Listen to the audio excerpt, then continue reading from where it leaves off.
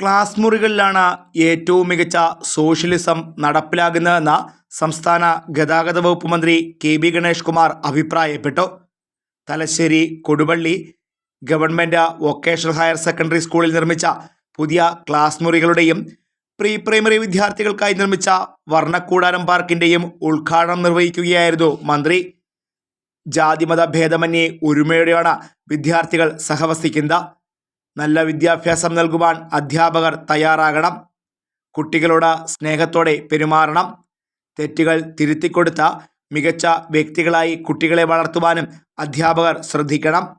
പൊതുവിദ്യാഭ്യാസ വകുപ്പിൽ നിന്നും അനുവദിച്ച 1 കോടി രൂപ ഉപയോഗിച്ചാണ് വൊക്കേഷണൽ ഹയർ സെക്കൻഡറി വിഭാഗത്തിന് വേണ്ടി പുതിയ കെട്ടിടവും SSKയുടെ 10 ലക്ഷം രൂപ ചിലവഴിച്ചാണ് പ്രീ പ്രൈമറി കുട്ടികൾക്കായി വർണ്ണക്കൂടാരം പാർക്കും നിർമ്മിച്ചത്.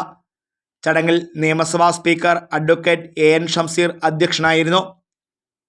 നഗരസഭാ chairperson KM Jamuna Rani, vice chairman Vazhayil Sasi, വിദ്യാഭ്യാസ സ്ഥിരം സമിതി അധ്യക്ഷ Shabana Shanavas, councillor Jyothish Kumar, Thalassery south BPC K Sabeesh, T Nisheeda, Muhammad Ashraf, AT Filshada, P Rekha എന്നിവർ ചടങ്ങിൽ സംസാരിച്ചു.